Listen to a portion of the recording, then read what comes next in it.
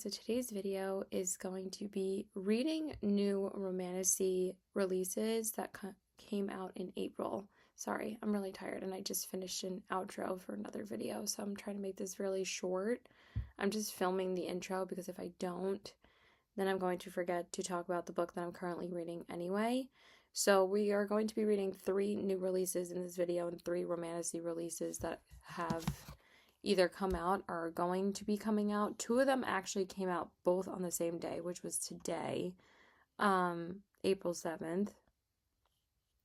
So the first one is probably my most anticipated read in April, and that is Tahira Mafi's Release Me, and this is the second book in the New Republic series, and this is the spin-off series to Shatter Me.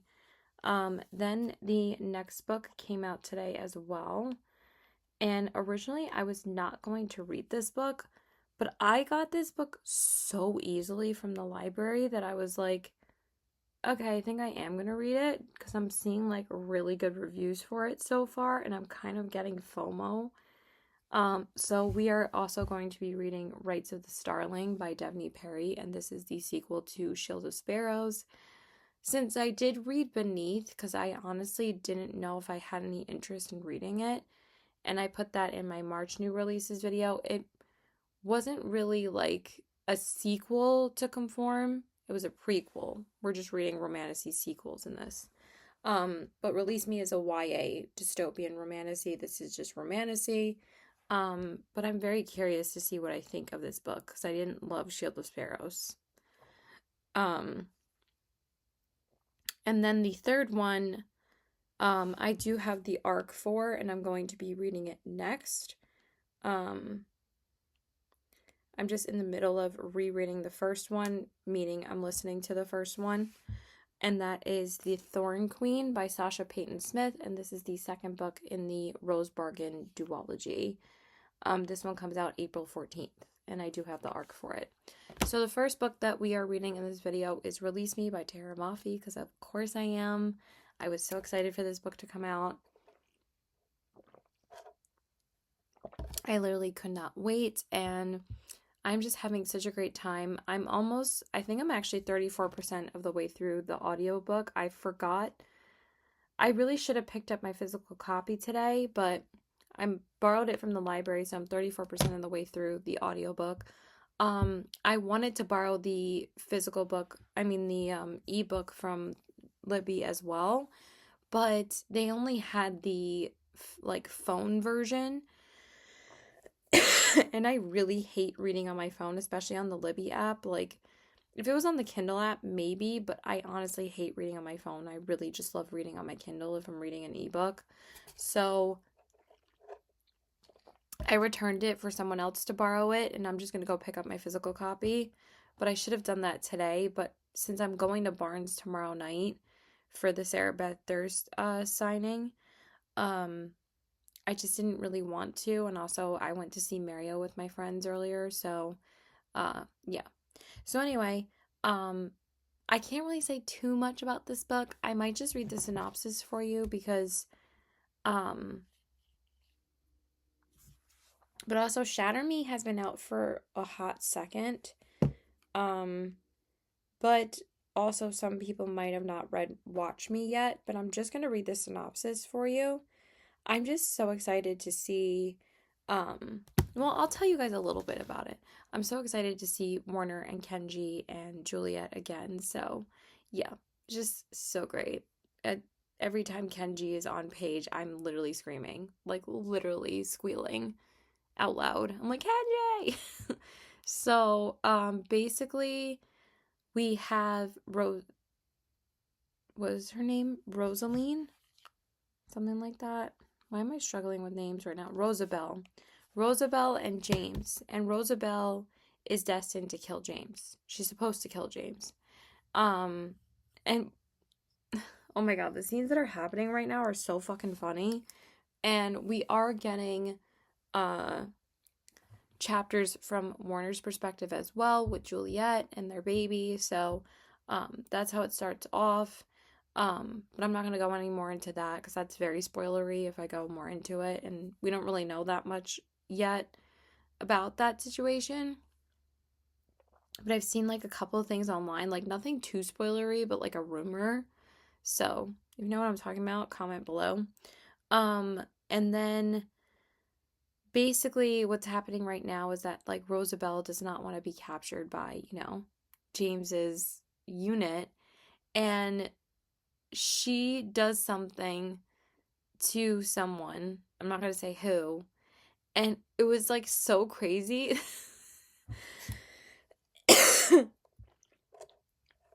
Actually, you know what? Fuck it. I am. So if this is spoilery, skip ahead.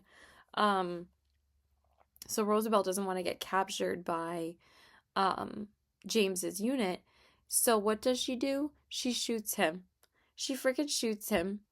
And he's like, she shot me. She shot me. And then he's thinking in his head that he's like, oh, but because he's in love with her. He's like, well, I wouldn't be just the way Tahara Muffy writes, it is a special talent to have somebody shot and then to make you laugh in the next minute. That is a talent. He says in his head, he's like, I would be more mad at her if she wasn't trying to save her sister. It's just so funny. And if you know the story of the first one, you'll understand what I'm talking about. I mean, it is kind of similar to Shatter Me, but you don't really care because it's just the way that she writes these are just so fast paced, they're so bingeable, and they're just so funny. So I'll update you guys tomorrow when I can talk more. So bye. Okay, so hey there guys. So I wanted to let you guys know that I did finish Release Me by Tahara Muffy earlier today. I didn't even actually read the physical book. I ended up just listening to mostly all of the audiobook. I did get to read a little bit of the ebook. I might have read like maybe 30 or 40 pages of it. And then I had picked this up by the time I had already finished the audiobook. I think on the way to the authors event that I went to for Sarah Beth Thurst, so I went to that earlier tonight. I don't really have any other plans the next couple of days though, but also like I'm feeling like absolute ass. So anyway, it's such a pretty book though. Like I love it, and it has like the marshmallows in it from the book, and we have like the cover that says like a parachute pulled, something inside of me releases. So yeah, I really liked this. I mean, this series always has us in a chokehold, and yeah.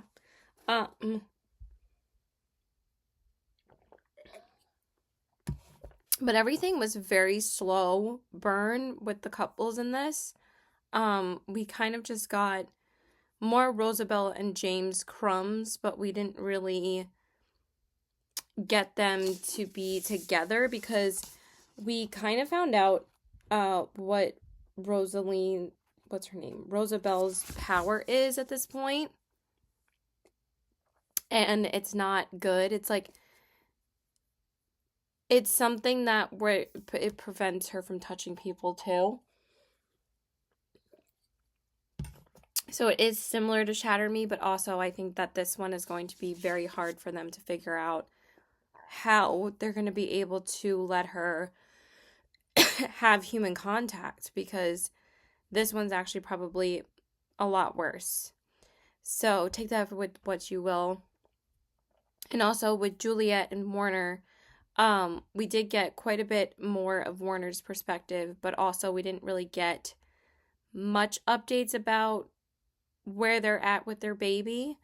That didn't happen in this book like people thought it was. So yeah, we're definitely going to get more of that in the third book, but this was like these books kind of get formulaic at some point, but honestly, like, there's such a fun, fast-paced time that, like, I really don't mind it. And also, the freaking banter in this book between the characters, oh my god, was so fucking hysterical. Some of Warner and Kenji's scenes were so fucking funny. And then the banter between James and his friends, oh my god, I was freaking dying. I'll read you some of it. I'm just gonna put it down, but I just wanted to say it was a 4.25 stars because I usually rate them all like 4.25 stars or like 4 stars. So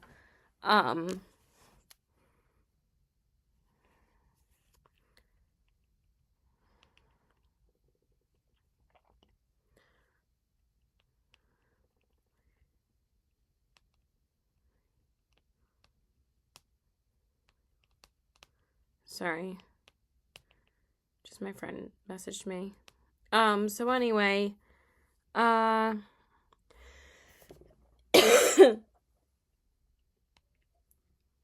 me find the picture. I just don't want to talk too much because my voice is still dying. It says,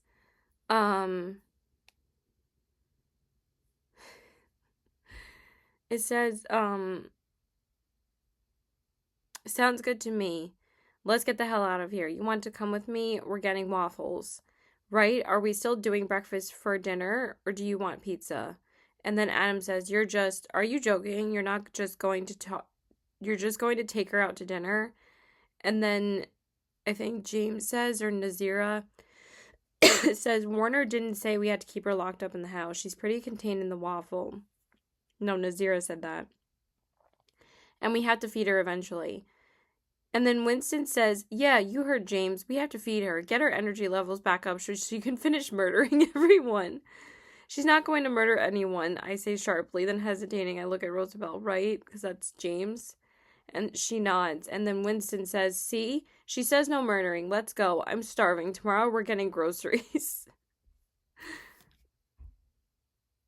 And then it says, and a couch. Hey, can I keep your truck for a few days? What the fuck kind of parallel universe have I just walked into? Isn't she a psychopath? No, I say she's an assassin. Big difference.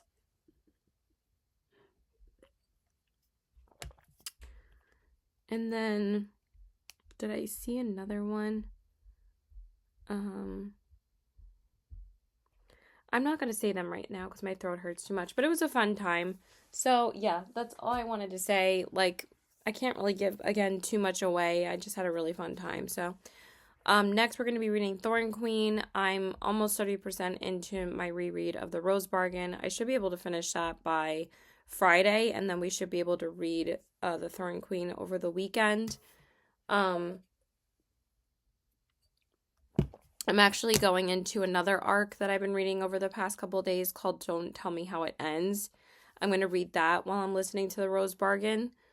And then we will do The Thorn Queen. They both come out on the same day. So yeah, that's it. Bye. Okay, so hey there guys. I wanted to give you guys an update on where I'm at in The Thorn Queen and Rights of the Starling. The Thorn Queen by Sasha Payton Smith and Rights of the Starling by Devney Perry. I actually finished The Thorn Queen like 2 days ago, but I've just been like fighting off sickness that I haven't even been able to like update you guys on where I was at because I've just been coughing so much.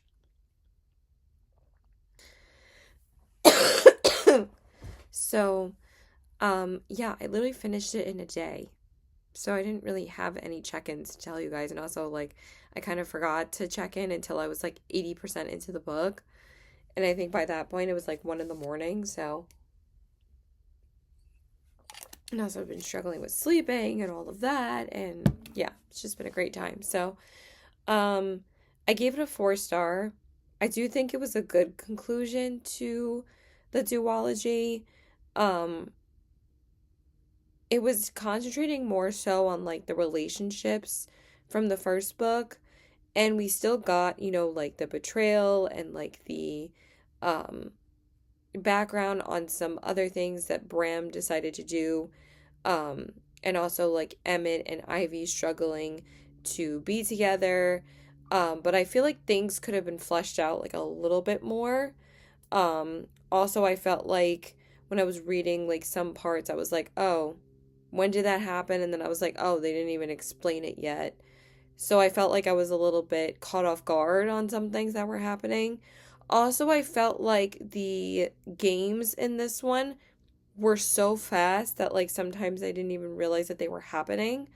But basically, something happens to one of the characters that makes one of the characters, the other character's love interest, go into the other world, and the other world is like the land of like the fae and the fairies, and you know that's where the like queen from the first book lives and comes from.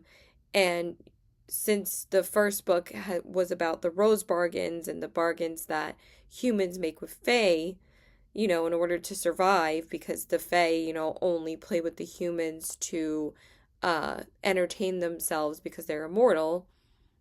In the second book, a lot of that is changing.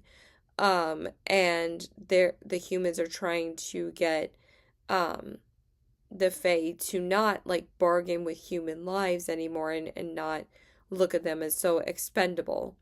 So that's basically what the second book was about. I don't want to like go into it too much because I don't want to spoil anything.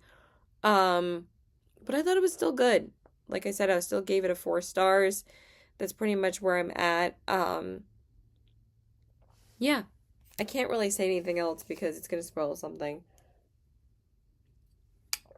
I am gonna go pick up a physical copy of it tomorrow though, along with a physical copy of Bridge Kingdom 6. So those are the 2 books I'm gonna be getting tomorrow, and then hopefully I'll be able to upload a haul. Um, well, not upload a haul. Just post my haul on Instagram. I also have to see where the hell my order is for Watch Me. I don't know why my photo booth keeps on defaulting to full screen. It's so fucking weird. Let me check after though, because God forbid I use my phone. Um, Maybe it's because I'm opening my phone. I have no idea. And then when it comes to Rights of the Starling, I started it, I think, like 2 days ago, and I'm like 60 something percent of the way through of the audiobook. I think I'm like 62% of the way through. And I think I'm just going to listen to the rest of the audiobook. I don't think I'm going to read this physically. Because I'm actually reading another book physically right now. That's another new release that comes out tomorrow. But I found it a week and a half early at my barn, so I wanted to read the majority of it before it comes out. It's not a big deal if I don't finish it before tomorrow, because I want to get the audiobook tomorrow and then just audiobook probably the rest of it. Um, but I'm also reading another new release, which is Happy Ending by Chloe Leslie. I'm like 160 pages into this, and I'm loving this. I think this is so funny. And I was just like in a big romance mood, so I'm so happy I decided to pick this up. It's fucking hilarious so far, and I'm having like a great time, and like I look forward to reading it every single time I pick it up. This, I am not. Rise of the Starling, it is so fucking slow. Like, we are just reunited with the characters at this point. They finally came back together at this point. And honestly, like, I don't know if I even really feel like explaining the plot that much because there's not really that much going on. And I went back and read some reviews, and I'm like, are we reading the same book? I was like, I don't know why these books are so popular. Like, there are way better romantasy books out there, like Bridge Kingdom, like Silver Elite, like Fear the Flames and Wrath of the Dragons, like A Fate, Fortune, Fire, and I'm looking forward to reading the arc of the second one as well.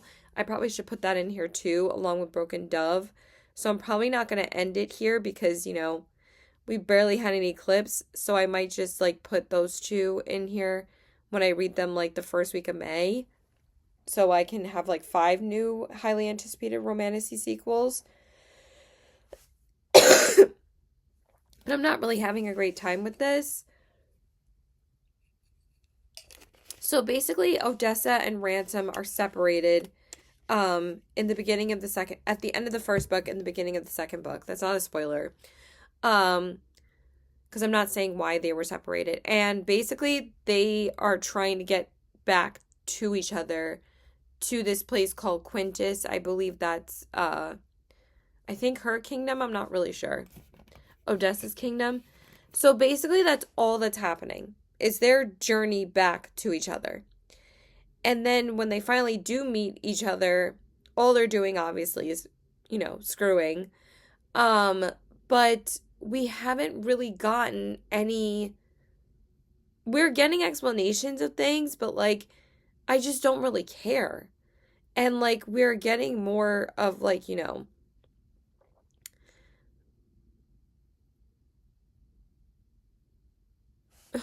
hold on. I don't know. What?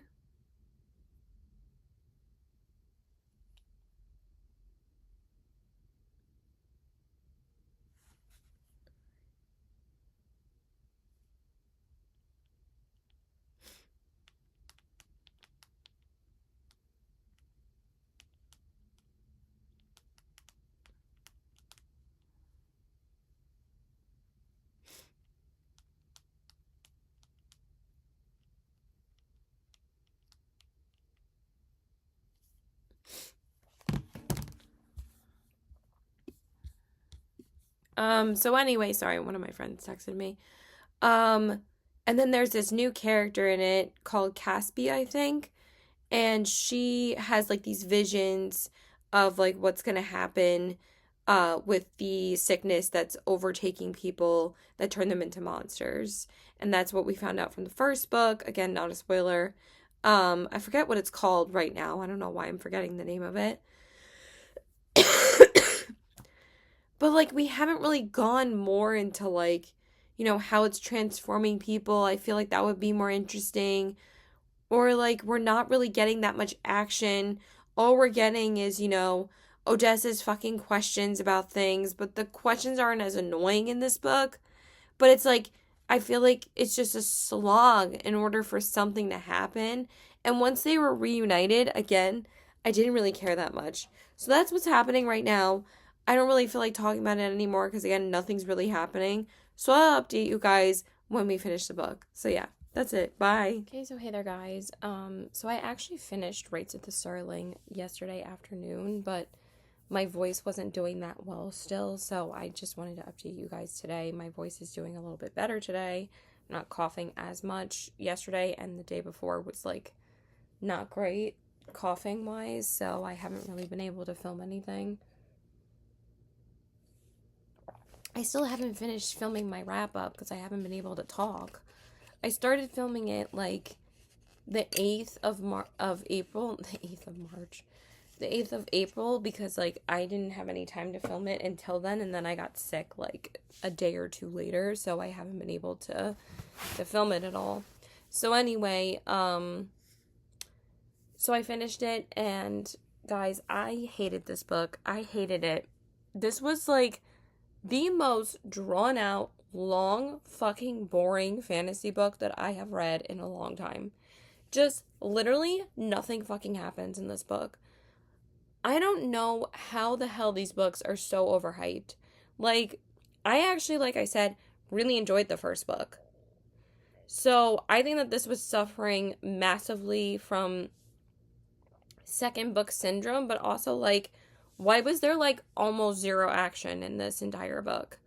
Like, if we would have gotten a little bit more out of like what is going on in the magic system, which like honestly it's not a hard complex magic system to really grasp. Like honestly it's pretty easy to understand, but like I feel like this was really reminding me of the plot of Iron Flame, but like way less interesting. And if you read Iron Flame and what happens to Xaden in Iron Flame, you will understand why I'm comparing it to that, because I'm not gonna, I mean, if you haven't read Fourth Wing at this point, like, what? But, like, I don't want to be, like, mean or jaded or anything, but, like, it was just, I don't even feel like wasting my time talking about this book, because, like, literally nothing fucking happens in it. I don't even know if I want to read the third book, because the third book is actually the final book in the trilogy. But I wanted to DNF this book so badly. So I should have DNF'd Game On, and I should have DNF'd this book, but I want to read these books to give reviews in the vlogs that I'm filming, that I'm reading them in. But that didn't stop me to, DNF, A Love Letter to Whiskey, but I just was waiting for something to happen in this, and just literally like, I watched, like, this TikTok review yesterday, and she, like, literally gave the book, like, the same review. She gave it a 2.5. I'm giving it a 2-star. I honestly wanted to give it a 1-star. Same thing with Game On. I wanted to give that a 1-star, too.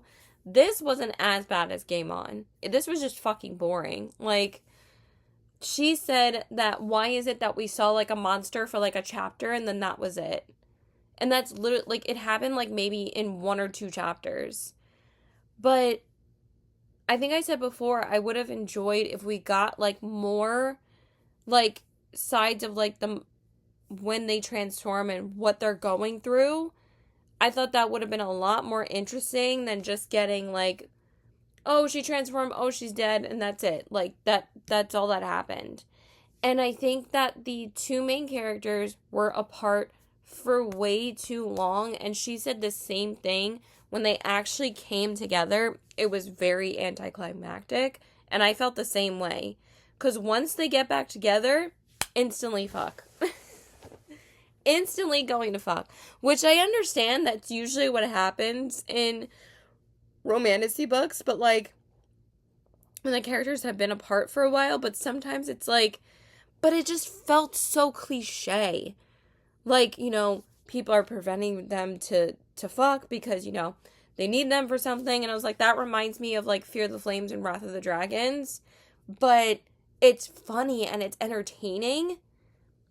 Even though in Wrath of the Dragons, I think the characters were apart for a little, but they weren't really apart. They were more just so enemies again. And then when they came back together, I fucking ate it up. But like with this, I don't know. It was just severely lacking in the pace. And that was like the issue with the first book as well. These books are painfully slow. So like, if you like a slow, meaning like not just a slow burn romance, because that's not really what's in this book. When they say slow burn, it means it's a slow burn fantasy book. But honestly, I felt like this book was like the adult Powerless, where it's a romantasy book masquerading as romantasy, but it's really a romance book with a very small plot of fantasy right now. Because, like, I do think Devney Perry is a very good romance author from how I read how their relationship got built in the first book, and I really enjoyed it. I really enjoyed the first half of Shield of Sparrows. I thought the middle was kind of boring, and then the ending was great. But, like, I feel like with this book, it reminds me of, like, Five Broken Blades and Powerless, where, like, the first book is the best, and then the rest of the series just goes downhill, and that's how I'm feeling with this. And also with Lights Out, too. The first book was the best, and then the rest of the series went downhill. So I don't know if I'm going to like the third book as much. I don't know if I even want to suffer through it. To be honest, if you love this book, I'm so happy for you, but I did not. Like, and I saw some other reviewers saying, like, for people to give this, like, 5 stars left and right, they have to be paid. And honestly, I kind of feel the same way. Because all I've been seeing is 5-star reviews for this book. And I'm like, there are so many better romantasy books out there. Like Heavenly Bodies, like Fourth Wing, like Fear the Flames, like Silver Elite. I'm fucking obsessed with Silver Elite. I cannot wait for the sequel.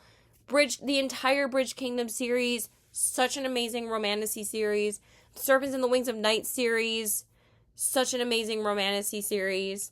Even like the YA ones are better. Like Belladonna, Once Upon a Broken Heart, Ember in the Ashes, Lightlark. I love Lightlark. Argue with a Wall. Caraval, like, so, Throne of the Fallen, one of my all-time favorites, just, so, Quicksilver, ACOTAR, like, the list goes on and on and on, but, like, this, like, I don't even feel like wasting my time reading it, and Silver Cloak, oh my god, Silver Cloak is perfection, but, like, I don't know, I don't think I'm gonna continue. The only reason why I read this is because,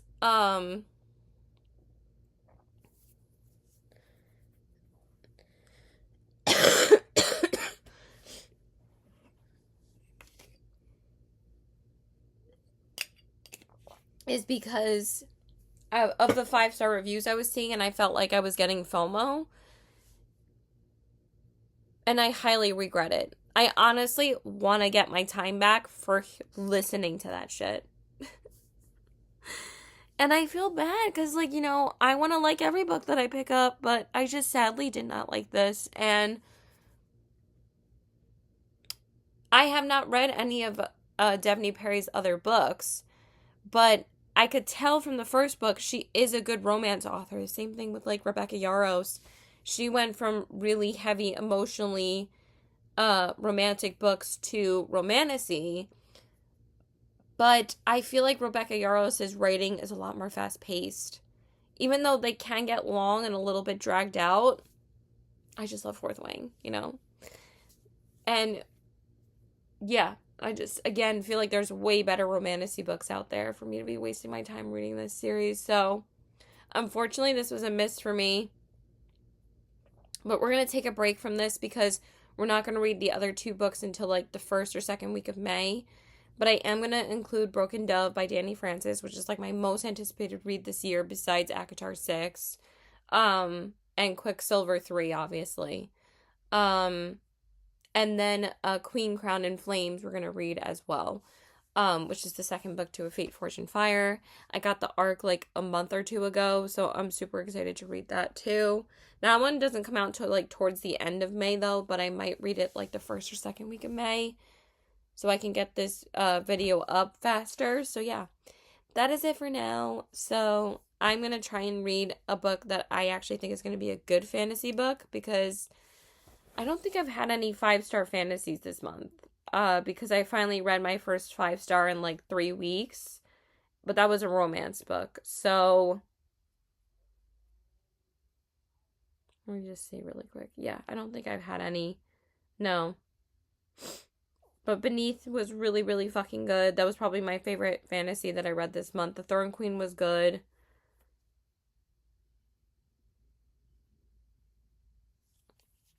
Release Me was fun. So yeah. That's it. Bye. Okay, so hey there, guys. So I wanted to update you guys on which romantasy book that I went into next for a very anticipated romantasy sequel. So far we've read The Thorn Queen, Rites of the Starling, and Release Me. I enjoyed all of them except for Rites of the Starling. So anyway, the next big romantasy came out, and that is Fury Bound by Sable Sorensen. So this is my current read right now. I got it on my Kindle because it was only $7 on Amazon, even though like I hate shopping on Amazon at this point and I want to like pause everything that has to do with Amazon, but it was so cheap and I needed to use my I had like $2 worth of rewards, so it ended up being like $7 for me. It was like originally like $9.99, so I was like, okay, that's not a bad price. So anyway, I'm 24% of the way through on page 122. I was trying to get it from Libby, but of course, like it wasn't available until like today. And now, of course, like everybody has it. But like sometimes the library is really late with like new fantasy releases. I feel like there's like maybe more like rights that they have to clear, like who fucking knows, but they don't even have She Knows All the Names, which I would include in this, but it's not as popular as the other books that I'm talking about, like Rites of the Starling, Thorn Queen, Release Me, especially Release Me, Rites of the Starling, and Fury Bound, because everyone and their mom have been waiting for these sequels for a while, and then Broken Dove next week, which is, again, my most anticipated read of the year. So anyway, I wasn't going to pick this up like right away, but honestly, I was so in the mood to read this when it came out. So I started it, I think, last night on my Kindle. I read like one chapter, or maybe I read it the day before. I read like one chapter to see how it started, and it gripped me like right away. It literally starts right where the first book leaves off. So if you've read the first book, I'm trying to keep this as non-spoiler as possible, but basically Marin has to navigate on how she is going to not just be the head of the dire wolves, but also rule the dire wolf packs, because she is now the head of the dire wolves, and she also has to try to figure out her relationship with the main male character. I'm not going to say who, but you pretty much figure it out like pretty early on in the book on who her mate's going to be. So basically she's trying to save someone that's very close to her in this book, and also, like, Killian's bond with her is very strong at this point. Not gonna say how or why. But she is trying to save this family member, but also, um, he keeps on infiltrating her mind, and, like, also this family member is being controlled by him as well. So, but also, like, her and her mate can't really, like, be together the way that they want to be. I forget why from the first book. I felt like I didn't need to do a reread because I really don't want to re-listen and reread every single book that has a sequel coming out. Uh I'm already listening to Silver Elite, and that was way more important for me to listen to that again because I really wanted to refresh my memory for that book. Um but like I said, I'm only like um rereading certain books that have a sequel if it's only one or two books.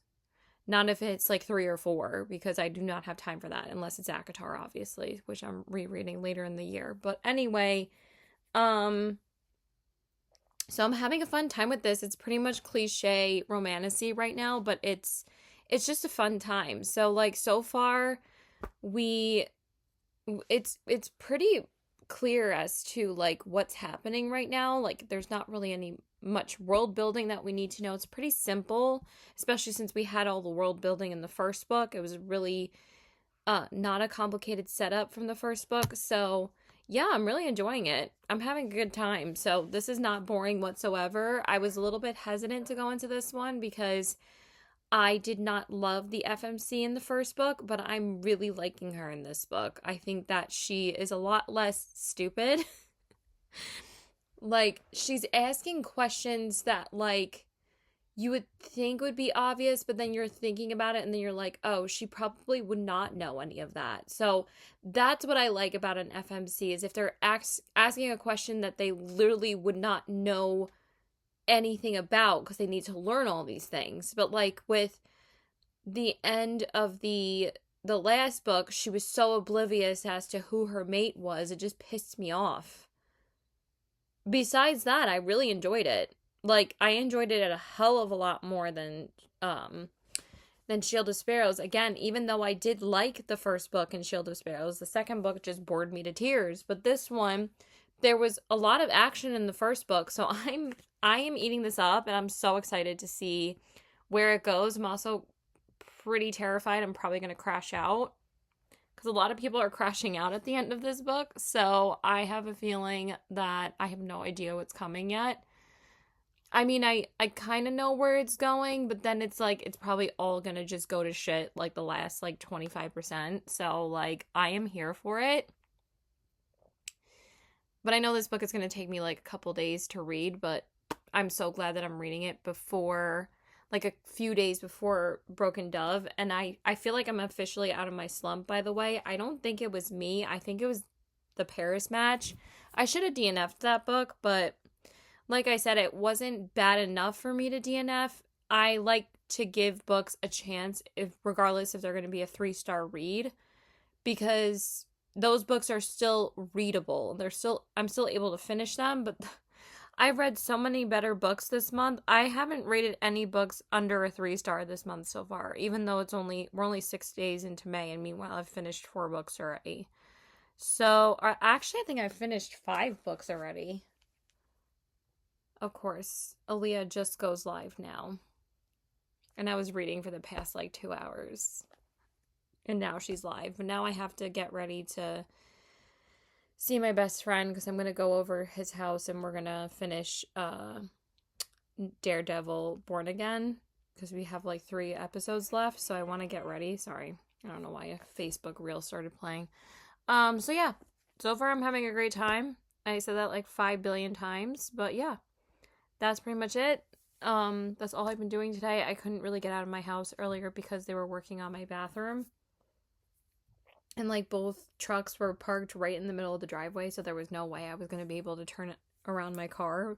Thank God I ran errands yesterday because I didn't see any of my friends yesterday, but that was like the first day I haven't seen anyone since Saturday. So yeah, I needed yesterday to get shit done. And then, like I said, tonight's just going to be pretty relaxing, which is nice. And then tomorrow I'm not really doing much because that's day 2 of them finishing my bathroom. And then I overheard something about Sunday. I don't even know, like, because they have to wait for like a certain part, I think.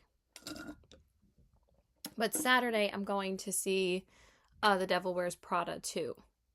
So yeah, that's pretty much it. So bye. I will update you guys when I'm like probably more than halfway through, because right now I'm like 25. This is like pretty much where I wanted to be before I left, was like 25% of the way through.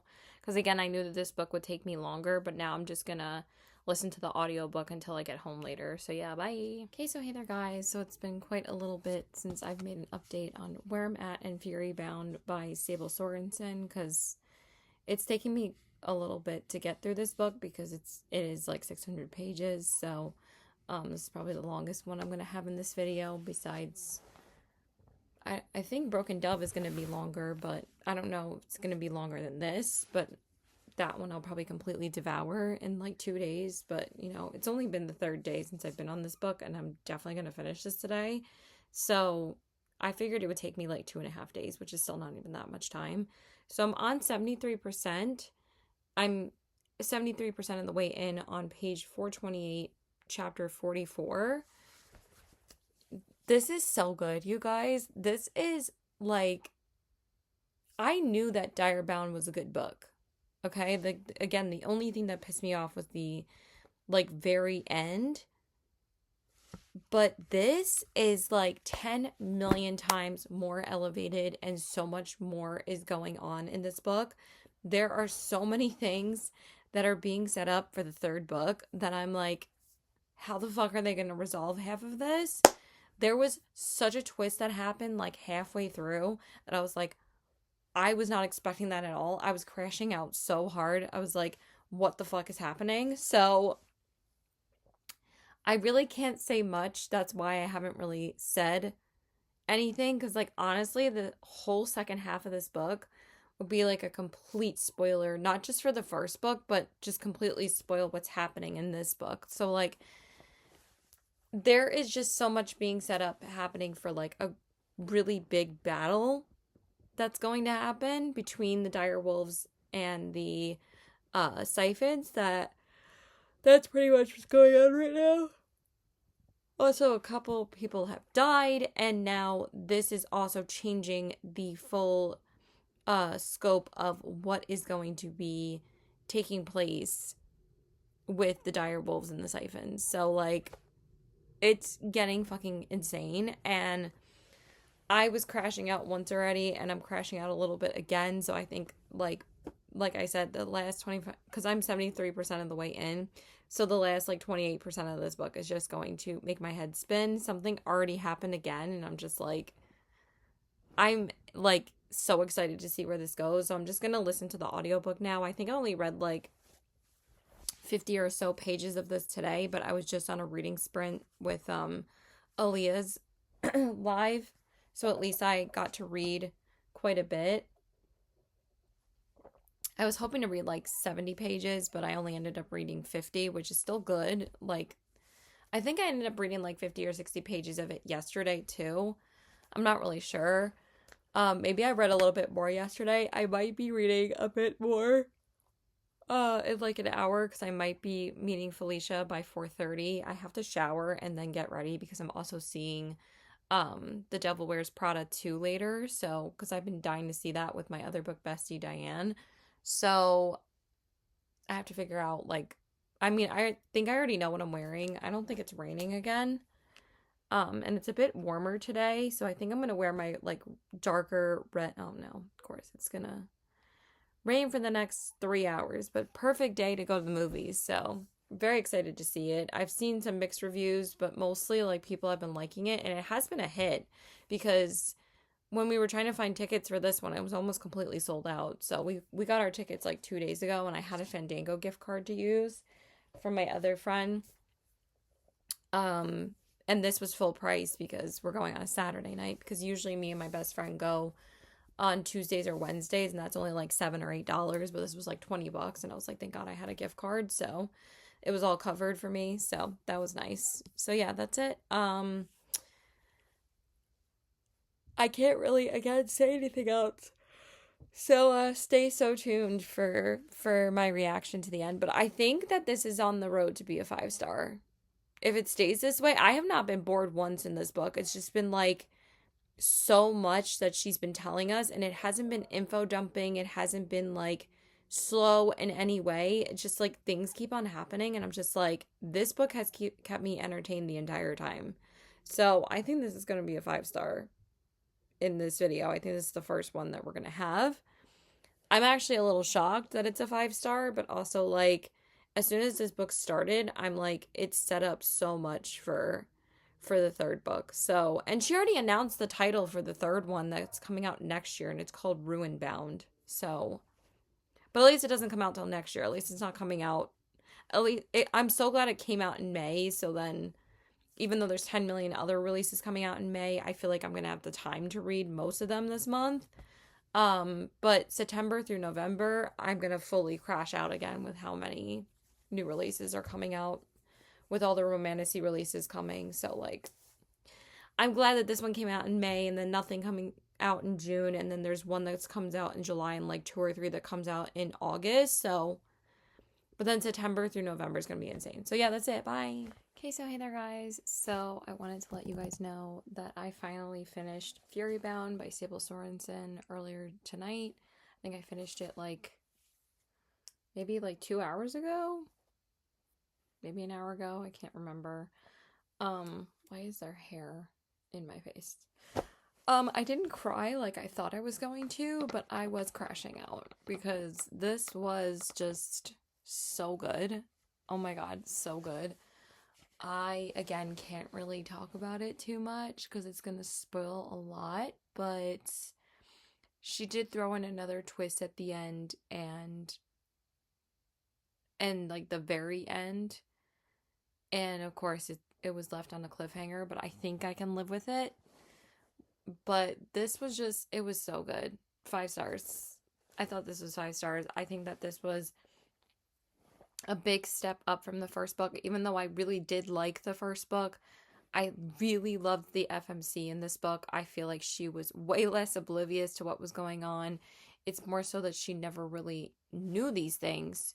She didn't know. But like with the first book, I felt like with the whole mating thing, I thought it was a little bit too obvious to not for her to not know that. But besides that, I think that I'm kind of speechless right now because I don't know what to say because like there's so much that happened in this and a few people did die, but this was just so well done because like Sable didn't have to like kill off every single or like kill off a really important character like in order for you to feel something deeply in this book, because you grow to really love Marin's character in this book. I feel like I really like Stark, but and then we went more into his character at the very end, but this is really Marin's book. Even though she was the main character in the first book, I feel like she grows so much in this one because she's really struggling to be a ruler of not just the dire wolves, but like the like the people that are bound to the dire wolves. Like she has to rule them too. So,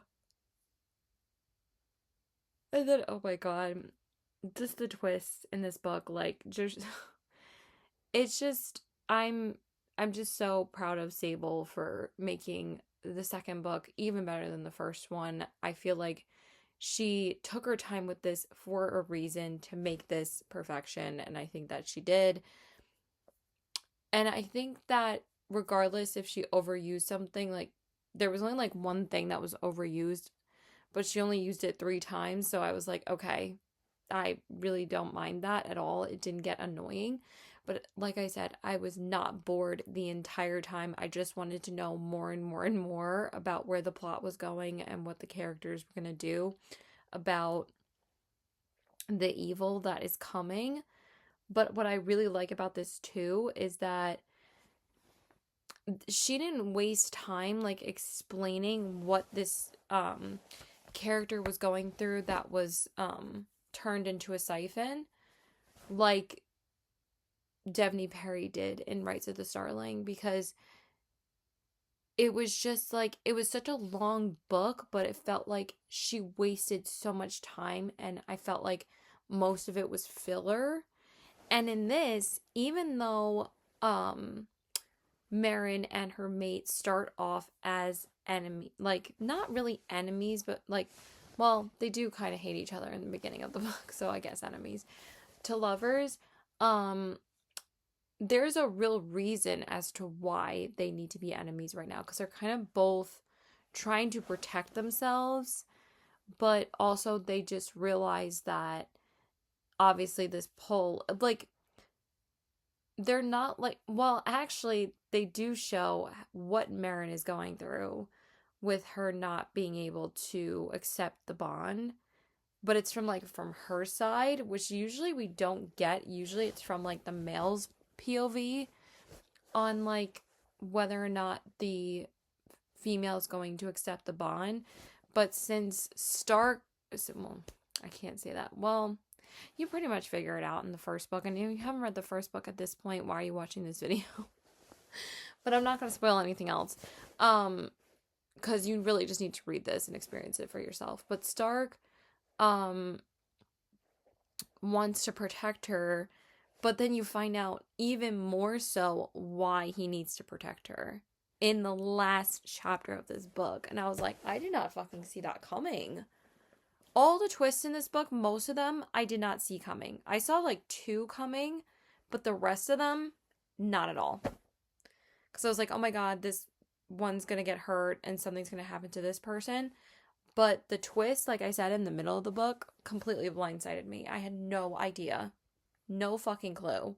And I'm sure like the fan theories like theorize this, but I don't really like going into theories of, you know, who's alive and not. I kind of like to be blindsided because I want to be, you know, genuinely shocked the first time I read it. So like, by the way, I'm wearing my Dunder Mifflin office shirt. I probably have worn this in countless vlogs, but I wear this shirt all the time. Fun fact, me and my ex share this shirt. He has one too. I don't even know if he has it anymore, but it's a piece of shit. But I still love The Office. But anyway, yeah, and I went to see Devil Wears Prada earlier, and I met my other book bestie Felicia before that to read a little bit at Barnes. We really didn't read anything. We read for like 10 minutes, but like we never go to Barnes on the weekends, and it was so packed today that Felicia's like, what's going on today? Why is it? And then I'm like, well, it is Saturday, Felicia. And she's like, we're never there on the weekends because she's usually always busy on the weekends, and I'm either hanging out with another friend or I have plans with friends that we end up not seeing each other. And she usually works like Saturday and Sunday during the day. But she's like, yeah, I have like an hour after work before dinner, and she like was just killing time to wait for her daughter to come to her because she was going out with her family. And again, we only read for like 10 minutes because she wanted to look around then, and we wanted to talk about Yesteryear because she's reading it now. So, and she also read book 1 of Direbound, and I was telling her, I was like, you need to read Furybound, Felicia. Like, it's so good. It's so much better than Rights of the Starling. So, but she wants to read Shields of Sparrows and Rights of the Starling, but I think she will read Furybound at some point. So, because she was like, I don't know, I didn't really like love the first book, and I was like, Felicia, you gave Direbound 5 stars. I don't think she remembers. So yeah, and she even remembered the female main character's name. It was so funny, and I was like, Felicia, how'd you remember? She's like, I'm so good. And I was like, I didn't even remember her name when I went into the book. So anyway, so we were there for only like an hour, and then well, she had to leave and like I had to go too. I wanted to stay and read a bit more before I had to go meet my other friend, but it was so busy that I just went in my car and read like another chapter because I'm like, I'm not sitting in there because there's too many people there in there now. And the only table that was available was a four top, and I'm like, I'm not going to take up a four top for 15 minutes. So I was like, I'm just going to go sit in my car because I sit in my car all the time. Um and then I went just to CVS to pick up something, and then I went to the Chili's that we were going to before we went to the movies because we obviously wanted to eat something. And there's like a Chili's and like a Japanese place and like a taco place like across the street. And me and my best friend go there like all the time, but this is the first time I was there with my book bestie Diane. I actually met her at Silent Book Club, and she's in our book club now. And I went on an indie bookstore call with her a couple of weeks ago, and she was the only person that was able to go. But we have like this whole group chat on Instagram of all my book club girlies from Long Island. So like it's just been so much fun chatting with them and sharing other book events with them. And we're actually going to a book fair next weekend together, me and two other of the book besties in the book club. Like me and Meg hang out all the time, and we're going to the book fair next week, and then we're going to a blind date with a book event as well. We also have Silent Book Club on Monday and Tuesday, so I'm seeing Meg on Monday night for book club in another town, and it's the first one I've been able to make there. And then Tuesday is book club in Huntington, and Felicia's going, and my other friend Becca's going, who's not in the book club, but she's one of my best friends. And also Diane's going too. So I'll see Diane again on Tuesday. So we're going to go to Silent Book Club then. And then, like I said, the book fair is Sunday. And then the next week after that, the book club that we're going to on Tuesday, that bookstore published, is hosting a blind date with a book. And we're going to be able to wrap a book for someone that we book swap with somebody else that's there. That does the blind date with a book. It was $46 though, and I'm like, that's a little steep. And like right now I'm really not trying to spend too much money, but Chili's was like $60, so. But thank God I had a gift card for the movie, because my friend gave me a gift card for driving her so much because she has epilepsy, so she can't drive. So I'm always driving to her, and she got me 3 gift cards just because I took her to Becca's baby gender reveal thing, because that was last weekend. I don't know why I'm rambling about my whole life right now, but why not? So she gave me a Fandango gift card, so I used it for this night at the movies, because Saturday nights it's regular price and it's like $20, so happy I didn't have to pay for that. And because me and my best friend 99% of the time we're going to the movies on Tuesdays and Wednesdays, because we only go on bargain Tuesdays and Wednesdays, which is like $7 or $8. Like the most we've paid for a movie ticket in the past year has been $12, I think, for like the 3D or the Prime showings, because those are a little bit more, but still $12 rather than $25. I will take it. I mean, we all gotta save money, right? So yeah, anyway, the movie was good. I really liked it. So, and Chili's was so good. I have not been there in a hot second. Me and my friend have not been there in a while. But this is the first time I've been back with Diane. Me and Chris have not been there in months. We usually don't eat there anymore. We eat at the other 2 places that I talked about because we really love their food. And Chili's like messes up their stomach, and it kind of messed up mine. But I feel like it was worth it because it was so good. They're always so good. So yeah, that's it. I'm gonna go. So the next one I'm gonna go into is Broken Dove, which is my most anticipated read of 2026 so far. I literally cannot wait for that. I'm hoping it's just as good as the first one. I'm almost 50% into my re-listen of Silver Elite, and I'm really loving it. But like, I don't know if I'm as obsessed with it the second time as I was the first time. Like the first time I was freaking obsessed with that book, but maybe because I was reading it physically, but also like I'm not as obsessed with it the first half of the book, so we'll see what happens. But I'm just so happy I'm refreshing my memory, because like I forgot a lot that happened, so it's been really fun, like, refreshing my memory, rereading or re-listening to books. So yeah, that is it. I'm gonna go. And I think the last book we're gonna read in this video, like I said, is A Queen Crowned in Flames by Hazel McBride. I don't think I have any other ones that I need to read in this video because that would be way too many. And I tried to look at my TBR for May. Let me just look one more time. Yeah, I don't think I have any other ones to read. I mean, like I said, She Knows All the Names came out last week. I haven't read it yet. I've only read 2 releases that came out May 5th so far, because that was a big new release Tuesday. And like I said, Fury Bound came out then. Our Perfect Storm by Carly Fortune. She Knows All the Names.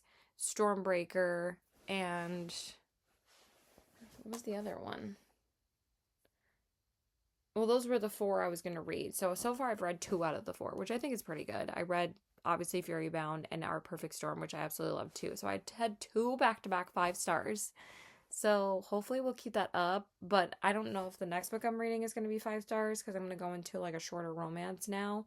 It's like a magical realism romance. It's called One and Only. I just needed something shorter before I go into Broken Dove because I didn't want to read like 3 long back-to-back fantasy books because I feel like I'll slump out if I do that. And I was like, we just got out of like feeling slumpy, so I want to keep that going. Because like I said, I'm not going to be in a reading slump from Broken Dove because like that's literally all I care about reading. Like I do not care how long that book takes me to read. I will savor every second of it, and I hope it's just as good as the first one. So yeah, that's it. Bye. Okay, so hey there, guys. So guess what we're reading right now? Broken Dove by Danny Francis. I'm so excited. I am 30% of the way through already. I'm on page, sorry, I'm tired. It was a long day, but it was really fun. It wasn't even that long of a day. It was just a good day. So I'm on page 189, chapter 18. So almost 200 pages through. I really have not read that much of the physical book today. The only time that I was able to read it was at Silent Book Club earlier. That was, the whole reason why I went out today, because I did go out to pick this up earlier today and to get gas. And then I went home for like 2 hours to get ready for Silent Book Club. And then I went out to pick up my friend from the train station because we were both going to Silent Book Club together, but we wanted to eat first. So we had like an hour before we needed to be at Silent Book Club. So we ate like at this Italian place across the street, and it was really good. We had like the margarita pizza, and we had the garlic cheesy bread. Oh my god, they were both so good. Oh my god. I sound like such a New Yorker. It's not even funny. But so far, I am really enjoying this. It's very funny, but there's not a lot of action happening right now. I mean, granted, again, we're only 30% of the way through. I think something halfway through is going to twist. I mean, there was already a twist that happened, but also, even though I had, oh, by the way, I had just finished my re-listen of Silver Elite last night. I finished it at like 2 a.m. last night, so I could be ready to go into Broken Dove and have my memory refreshed, because I forgot a lot about the first book, so I'm glad that I re-listened to it. And so right now, her and Cross have been separated because it starts off with Cross being imprisoned, and this is not a spoiler. It happens literally in the prologue. So basically, Ren has to be trained to, I don't know how I can explain this without spoiling it. I'm going to put the book down, though, because it's a chonker. It's like almost 600 pages. But those kind of books don't intimidate me because I get through them so quickly. So basically, she's getting trained by the other side, people that she can't really trust. But also, it was revealed in the first book that she has more than 2 special abilities. And again, this is not really a spoiler because she's the first of her kind that's been able to have a lot more power than you're supposed to have. So, but right now, her and Cross are separated, and because he decided not to go with her in the first book on what happened in the first book. And that, again, that's not a spoiler. I'm just not going to say why he didn't go with her or what happened. Um, so with Cross, his mother has been like severely damaged in the first book, and also Cross's father has never really been there for him, and Cross has always had to be like really hard about, and have like a thick skin and be really cold to people. But the thing is that with this book, the characters are not afraid to kill someone to survive. And that's basically what like one of the conversations that happened with her and one of the other characters. And I'm not going to say the name because again that'll probably be a spoiler. She basically says to her, cuz Ren is kind of judging her about what this woman did in the past. And she's like, I don't know why you're judging me when you did like kind of something similar to somebody else in the first book. Again, not going to say who. And she's like, you did it to survive. And so that's usually how most dystopian books are, though, is that they, kill for the greater good, or they kill to survive. So basically, but I am feeling, and I don't know if people are feeling like this too, and also no one's going to watch this video anyway. I'm kind of feeling like this is a bit Shatter Me encoded. Like, it's kind of having quite a bit of similarities to the Shatter Me series. Like, with the father not being there for her, also revealing something about Ren at the end that was kind of very similar to the reveal about Juliet in Shatter Me. If you know, you know. If you've read Shatter Me, also, Cross is kind of really reminding me of how Warner was, but I think Warner was even more cold for the first couple of books. He didn't really open up until like the third or fourth book. With Cross, he's a lot more gentle with her. Like, he might only have a rough exterior with her in the beginning, like around like 50 or 60% into Silver Elite, then they start, falling for each other. But with this, it's more so with Ren's character than Cross's, but also Cross is having a very similar backstory where his father is the general and he did something to his mother where they have to save like her mind. And I was like, that sounds very Shatter Me encoded. So I don't know if I'm loving that, but it's still a great fun time. There's some parts that are fucking hysterical to read. And I'm still like so entertained. And again, these books are so damn bingeable that you finish them in like no time. And I'm hoping to read a significant chunk of the book tonight because I'm gonna have at least like 2 hours to read it physically. So hopefully I'll get through more. I only was able to read like 35 pages earlier because again, I've mostly been listening to the audiobook.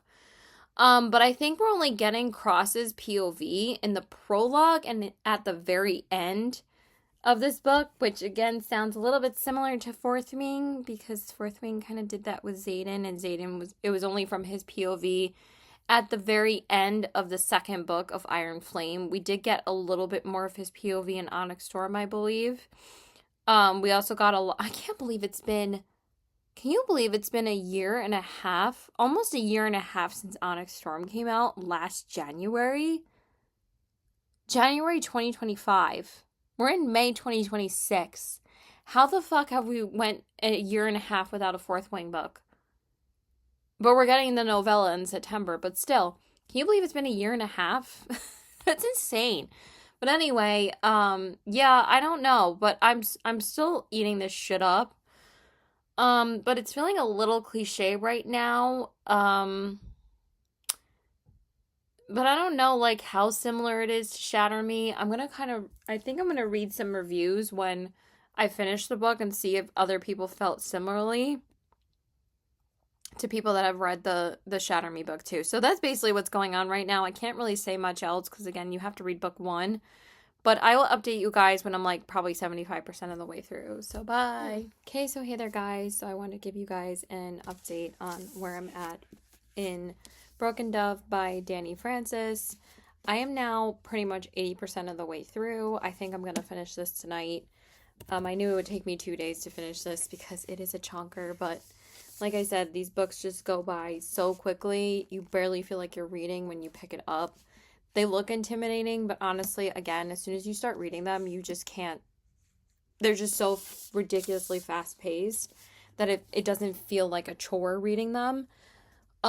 With that being said, though, I do feel like this slowed down quite a bit in like the first 40% and a little bit in the middle. But then I don't remember where I was I think I updated you guys like 30% of the way through, and I think it was still a little slow. But then it picked up like towards the middle. I take back what I said just now. Something happened where it did pick up the story, but I do feel like this is a little bit drawn out, and I feel like it's not really a spoiler if I say there's a love triangle in this, because I feel like you would kind of figure that out as a reader anyway when you're reading this. Because something happens where basically it's similar to like the first book where one of them has to leave and another one of them has to make a decision on whether or not they're going to leave with them. So basically, they're in this situation where, it's kind of it's very similar to Shatter Me and the Hunger Games, like mixed together in this book, to be honest. And I don't want to always compare, a lot of books are compared to the Hunger Games constantly, but I can't help but say that there are similarities. It's not exactly the same. It's really not, because they have powers in this. So, but honestly, I think it's the most similar to the Shatter Me storyline. And honestly, it's almost like the exact same. And I didn't love that, but now it's taking a turn where it's not as similar anymore, but I don't know if I said this before either, but basically like Cross's father is the evil general, but he was in the first book, and we all knew this from the first book. And like they have to save his mother from something that is eerily similar to the plot line of Shatter Me. And also with the main character, Ren, I don't know, again, if I said this before, her plot line, especially with the background of her parents and also like her name, again, is reminding me a lot of the Shatter Me storyline. So those things were a little bit too similar. And also, I was feeling like even though the two characters in this book, they don't really experience a lot of things that like, if you were in like normal society or like normal growing up teenage years would experience earlier on. I'm going to put this down because again, it's like breaking my hand. Oh, but I'm on chapter 47, page 462. So I only have 100 pages left, so I'm about to read some more, and then I should be able to just finish the audiobook, because I think I'm only going to have like an hour left in the audiobook, so I'll read like quite a bit more. Maybe I'll read up to page 500, and then I'll try to like listen to the rest of it. So I read like almost 100 pages today. I read like 65 pages before I went and met my friend to read, and I think I read like 25 pages with her, so I think that was like 90 pages. So as long as I read like 100 pages today, then I consider that a success. And then last night I read like 65 pages, so it'd only be like 165 pages. But I don't care when I'm keeping the book, because obviously I wouldn't return this one. But basically anyway, what was I saying about the plot? Oh, that one of them has to make a decision on whether or not they're going with them, but since they decide not to, the other character is like, well, I guess we're done then. So they kind of just leave, because like, since things are so bad in their world right now, which, basically in The Hunger Games, if you've seen the movies or read the books, again, this is not a spoiler really. Her love interest asked her to go with her, like Katniss.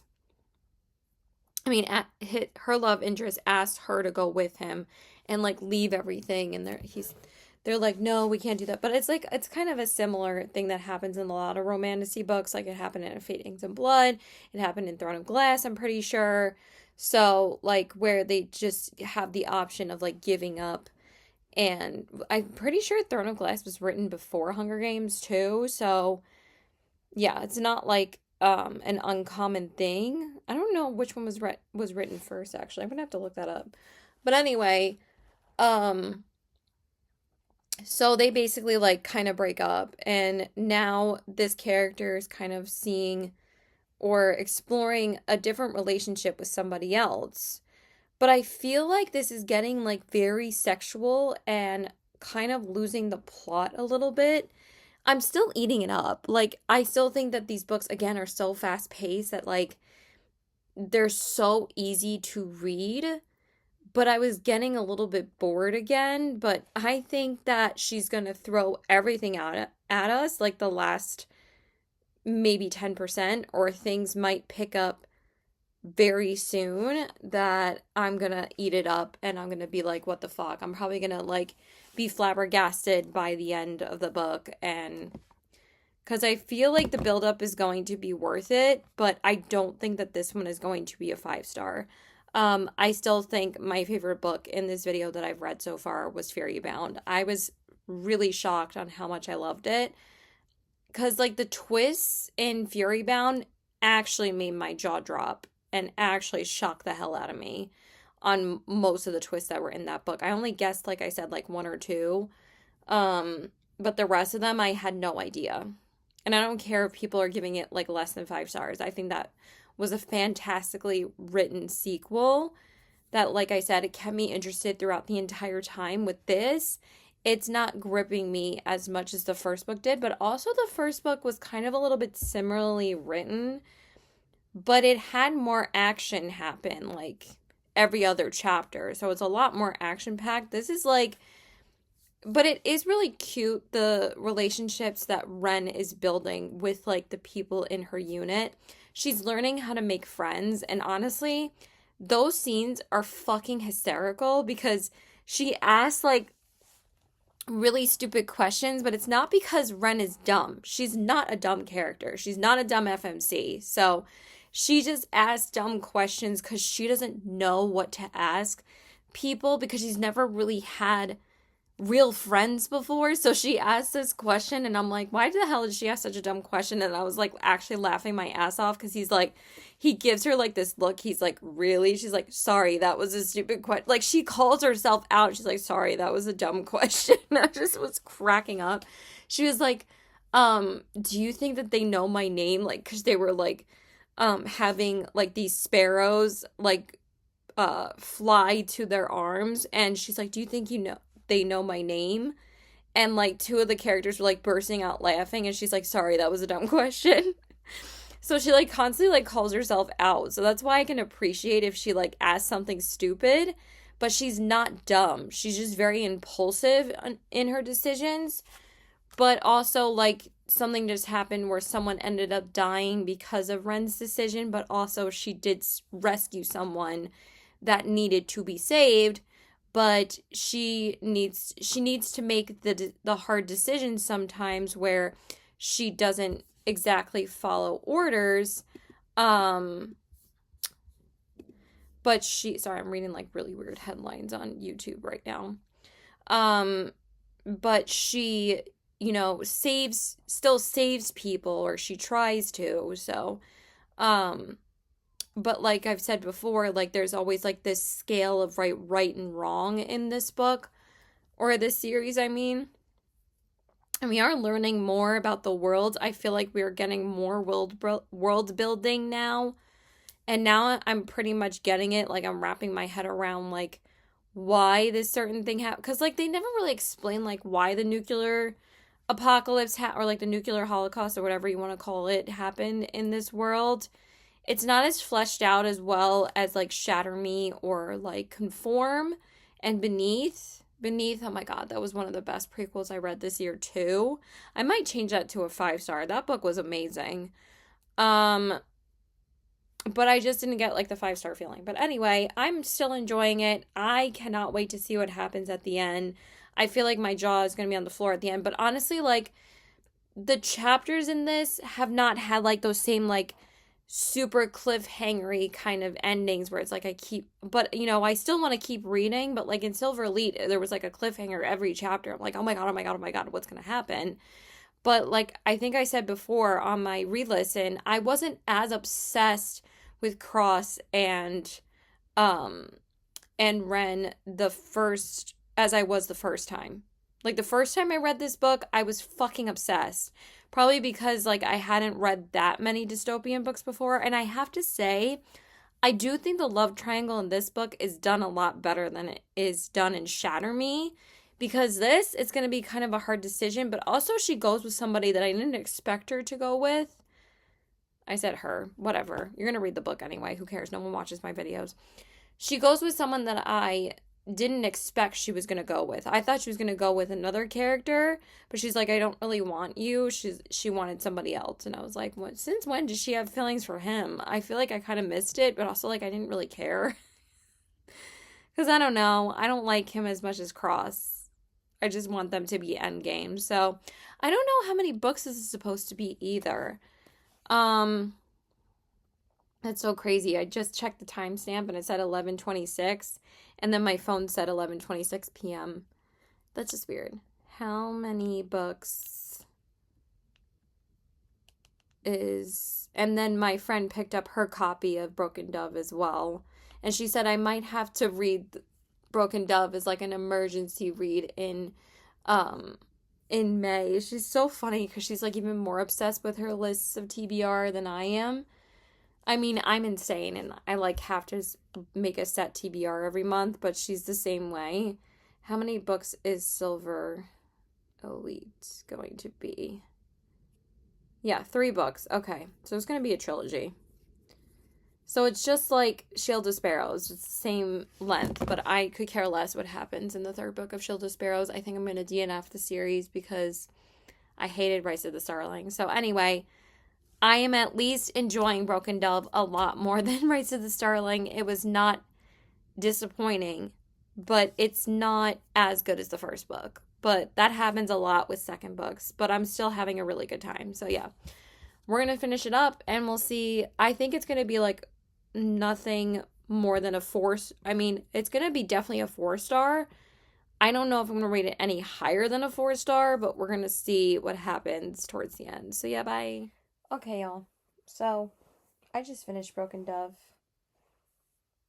by Danny Francis, and I'm a little bit fucking shocked at that ending. Um, a lot of shit happened the last 50 to 60 pages, and I had a feeling it was all gonna happen then. The buildup was worth it. I do think the buildup was worth it. I just think, yeah, I do think it was really good still. I don't think it was a 5-star though. I'm not gonna be blinded by the last 60 pages by my experience throughout the book. I feel like there was a little bit too much smut filler in this book, even though like I was eating it up. I just like I don't know, I felt like sometimes it was too much at some point. But I don't know. It still kept me entertained though. But I just didn't think a lot of it was that necessary. But besides that, kept me on my toes the last 50 to 60 pages, and oh my god, so many people die. So many people die. And yeah. I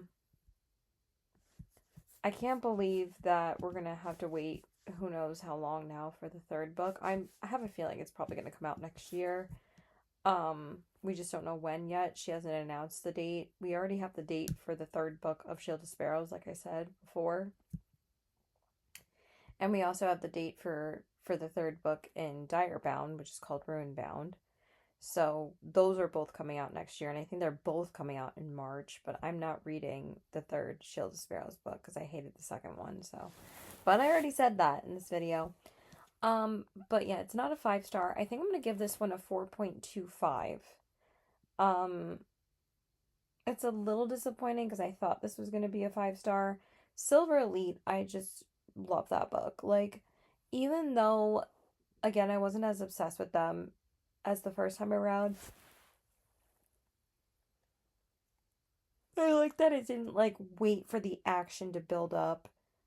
Um, and I just felt like Ren's character was a little bit weaker in this book. Not like, um, personality wise, like I actually think she was very funny, and like I said, like she was trying to make friends and relationships and stuff. But I felt like, I don't know, there was like some parts that made me cringe a little bit where she was like, um it's only gonna be me and my man, and I was like, since when did Ren start talking like this? I'm like, it was a little bit out of character for her. And also, like, she wasn't able to like do much about certain things that happened towards the end, like the some of the deaths that she thought that she could have prevented, because I thought she was like the strongest elite like out there, but it seemed that in the second book it wasn't really like that. And I'm like, I thought she was like really powerful because like she has like four different kinds of powers. But apparently like there's, now newer kids, younger kids that can do even more powerful things that she can do. I mean, even more powerful than her. So I'm like, I'm not really sure. I mean, I'm sure in the third book she's probably gonna, end up defeating the evil people of the second book. I can't say who because it's such a spoiler. So like, yeah, that was the only thing that like I was like, what the fuck? But like I loved Cross and I loved like the other characters in the book. There was one betrayal that happened towards the end and that was really good, and actually like quite a few of them betrayed their people because they were working for you know, the other side. So yeah, I was still thoroughly entertained, and that's why I love this series. Is this It's such an entertaining time. Even though again it was slower, it still is so goddamn bingeable that it doesn't really matter to me. So it was a really fun time. I didn't really expect anything less.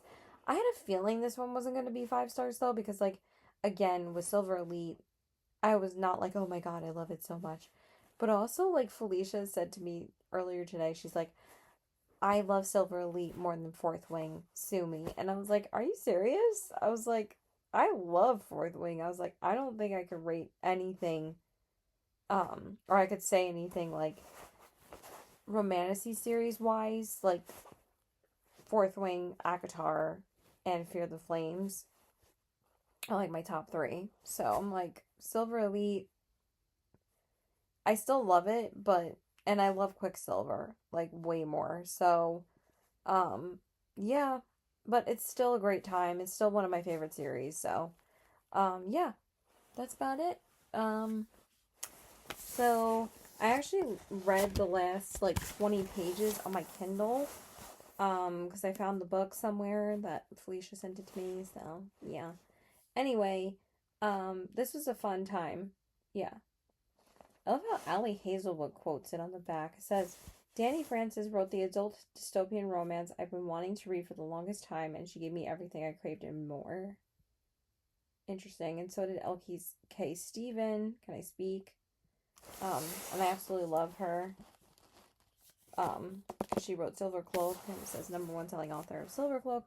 Yeah, that was a fun time. I thoroughly enjoyed myself. It didn't feel like 500 pages at all. It just, had some lulls a couple of times, but like I said, I knew the payoff was going to be worth it, unlike Lights of the Starling.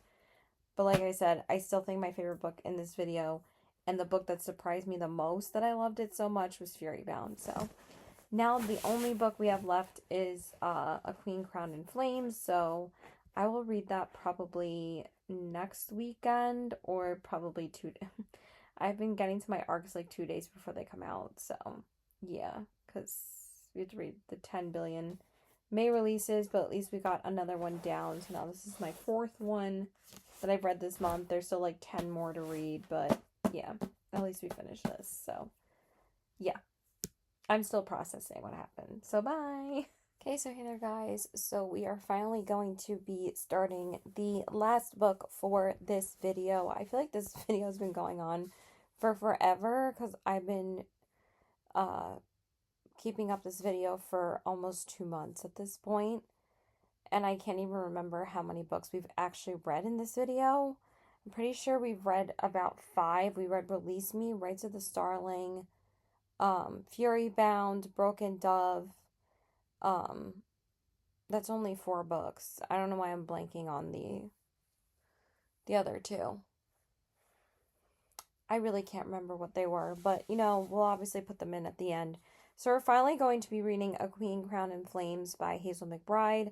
I'm going to be reading my ARC copy on my Kindle, even though I did just get the physical copy from Barnes last night, because they had them out early. So they had them out a couple of days before. It comes out on Tuesday. So this book officially comes out May 26th. But, you know, again, they had it early. But I want to read something on my Kindle right now because I did just read a couple of physical fantasy books. So now I just really want to read on my Kindle. And I read 2 arcs before that. I think I read, well, I listened to The Shippers, which was an advanced listening copy from NetGalley by Catherine Center. And I also read A Sprinkle of Sweet Serendipity by Rachel Linden, which is another arc. So I do try to keep up with my arcs as much as possible. I pretty much don't fall behind with them. So I'm going to read this one, and then I'm actually also going to be reading another arc after this, which is called Dolly All the Time by Annabelle Monaghan, which will be my 5th book by her.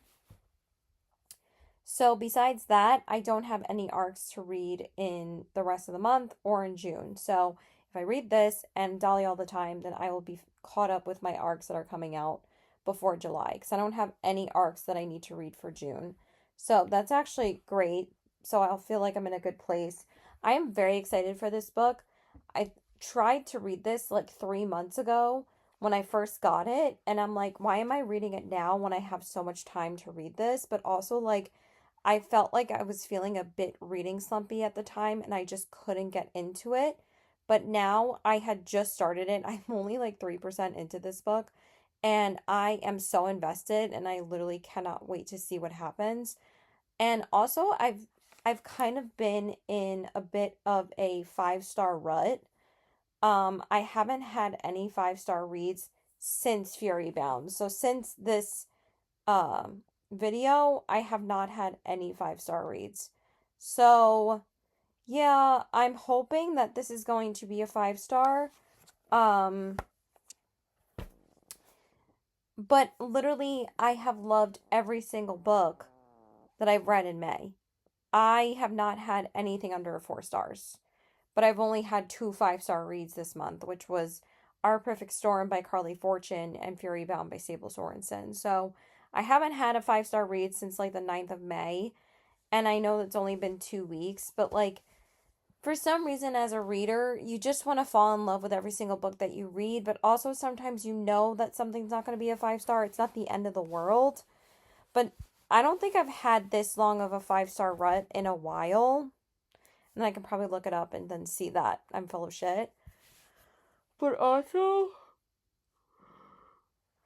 I haven't really had any time to tackle like my physical TBR if it hasn't been a new release this month, because everything I knew that new releases were just going to take over May, and also I even read some April releases that I wasn't able to get to last month. So like House of Iron and Ivy, which I finished a couple of days ago. So I've been reading a couple of like my bigger fantasy books the last couple of days because I'm like, I need to read them. Like I read Bloodbound, I read Broken Dove, I read City of Iron and Ivy, and She Knows All the Names, which was the sequel to His Face is the Sun, and I just read that and finished it like 3 hours ago. So, and then I have A Queen Crowned in Flames, obviously now, And then I just have Stormbreaker by Nisha J. Tully, and then I will have finished all of like the new release fantasies that I've wanted to read this month.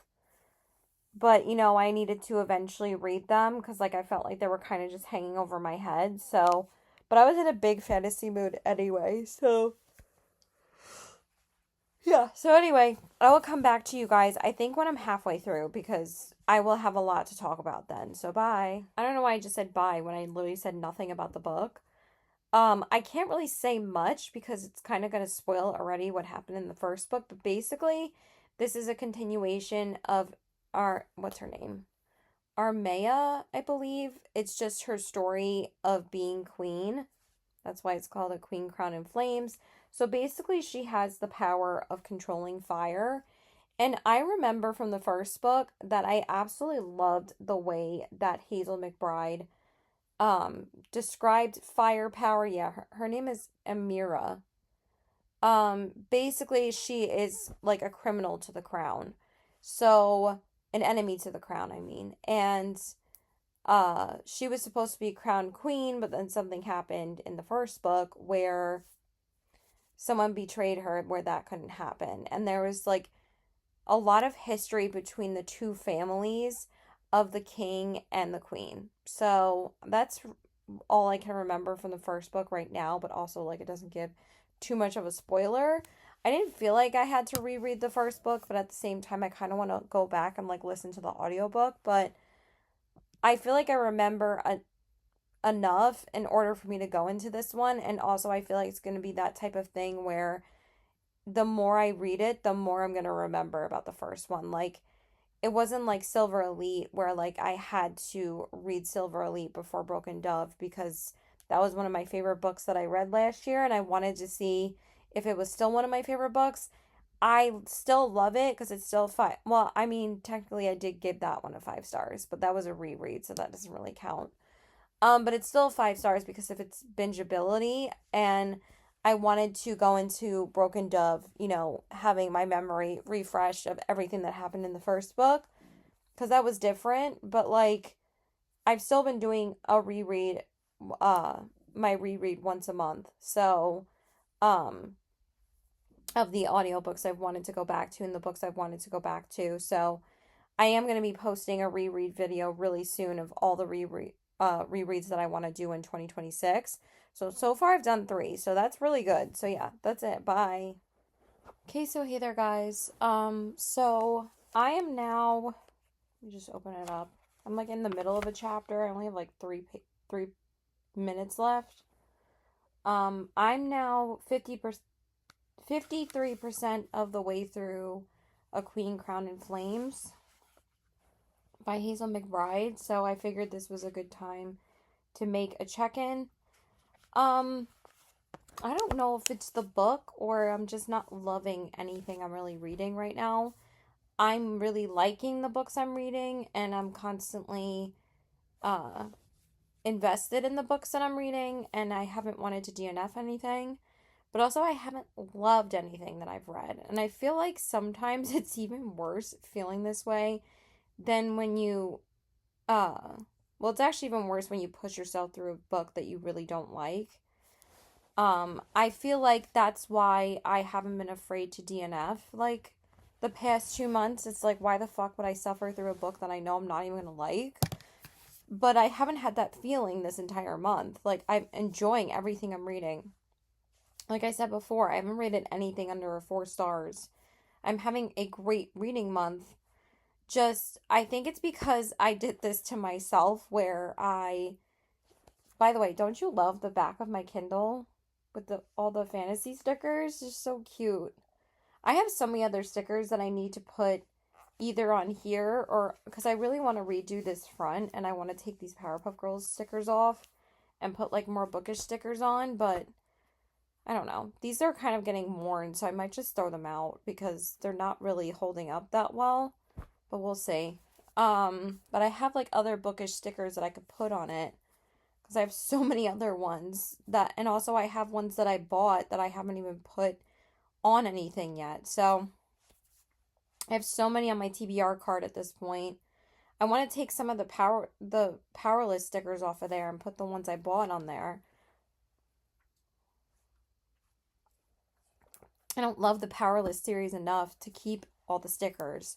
So anyway, so what's going on in this book is that a big reveal just happened, actually, but I don't know if I really I'm just not as invested in this second book as I am the first book.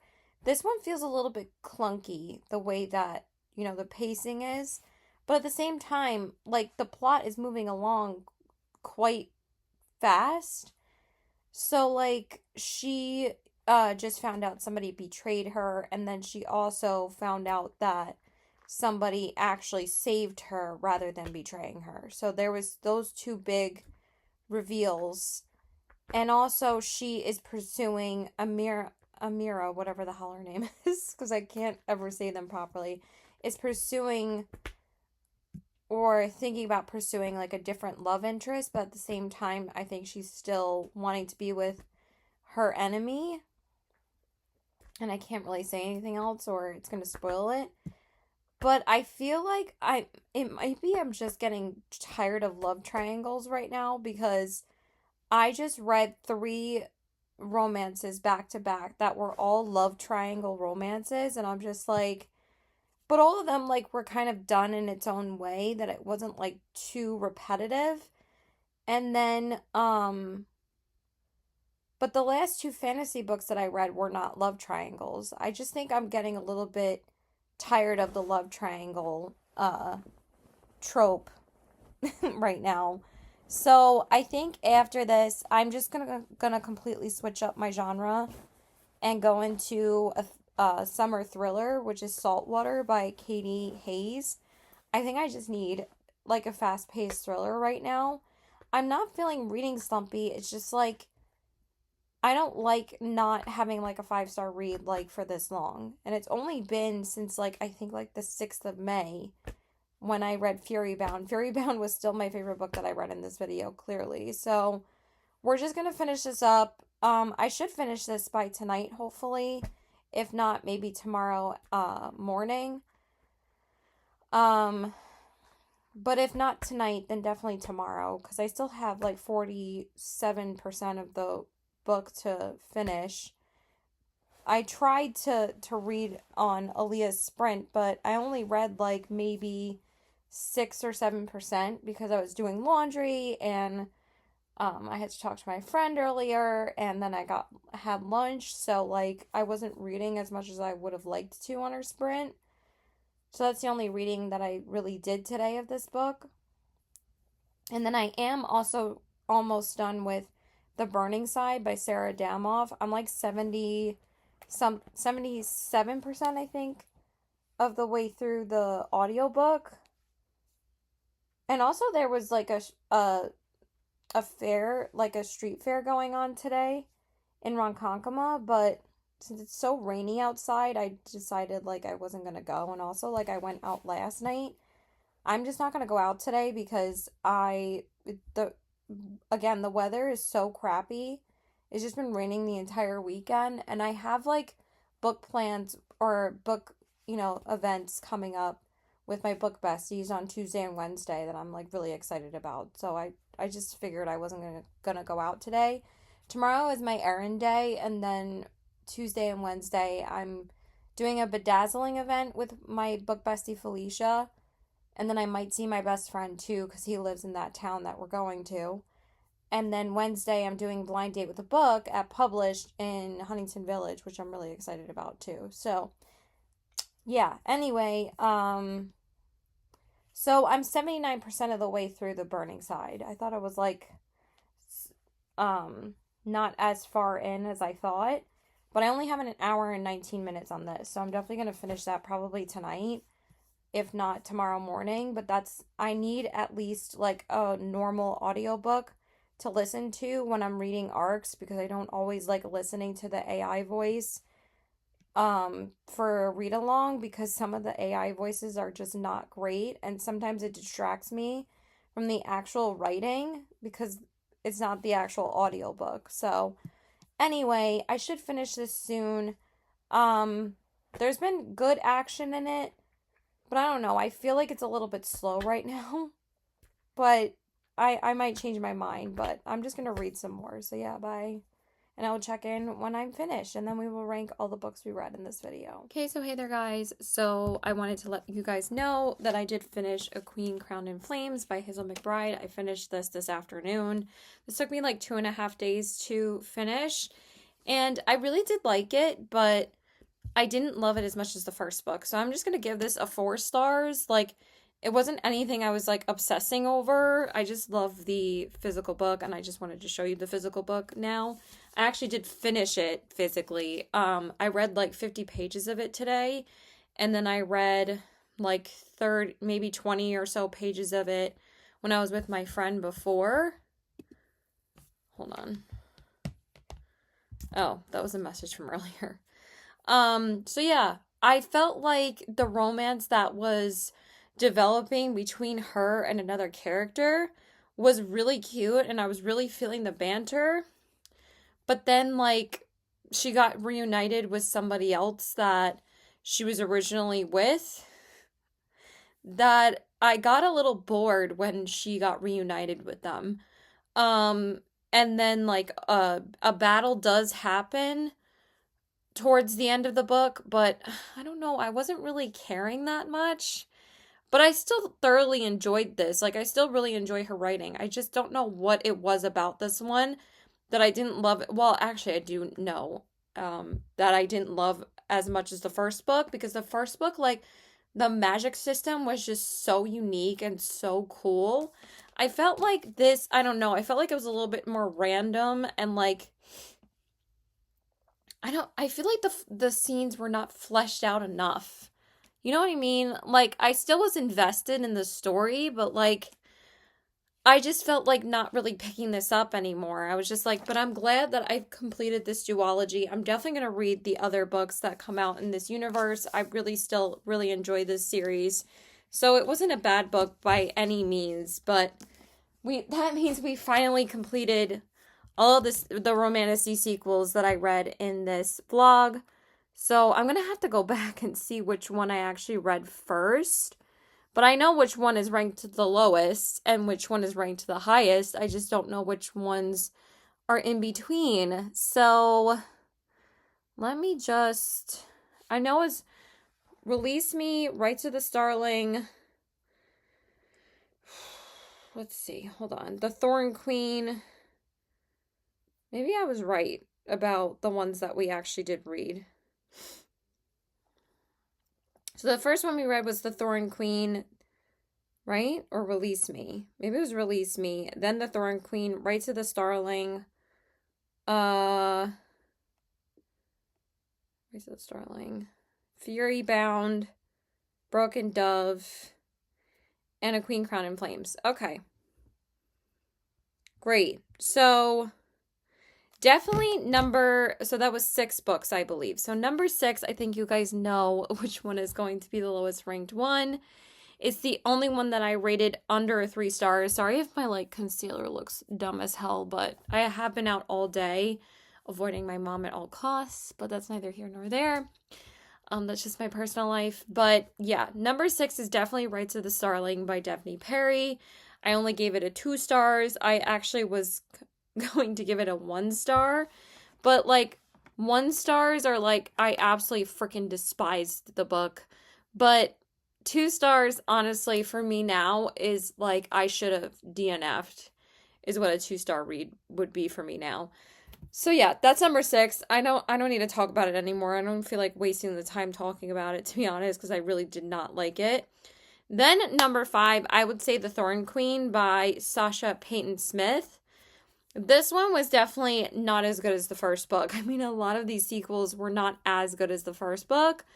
That tends to happen, especially with Romantasy sequels. This was still entertaining. It was fast-paced. I think I gave it just a 4 stars. But honestly, I feel like I should lower it to like a 3.75.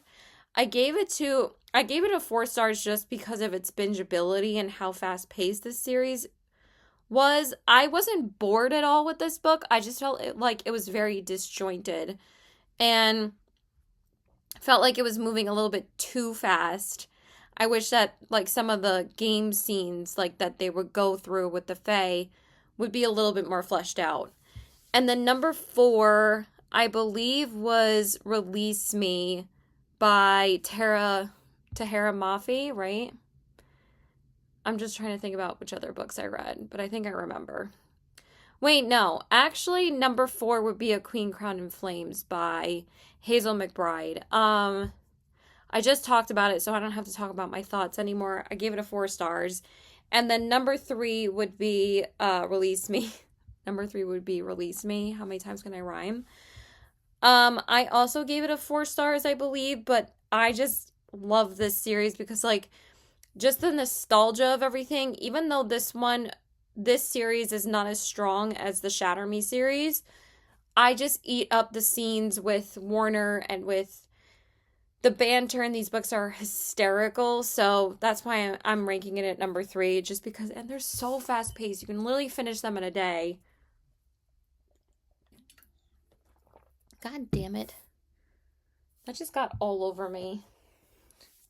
Good job, Caitlin. Okay, number 2 would be Broken Dove by Danny Francis. Even though I didn't give it a 5 stars, it was still my second favorite book in this video just because, you know, I love the Silver Elite series. Even though it was slow in the middle part, the ending, oh my god, the last 50 pages were insane. Insane. So yeah, cannot wait for the 3rd book in this series. Definitely will be continuing this series. I'm going to be continuing all of these series except for, I think, well, the Rose Bargain's over, and so is the Fate, Fortune, Fire duology, but there are like going to be like 4 or 5 duologies in the Fate, Fortune, Fire. Actually, it's called Bounded to Beasts, right? A Bonded to Beasts novel. So that is the series name. So, the only one that's actually complete is the Rose Bargain duology.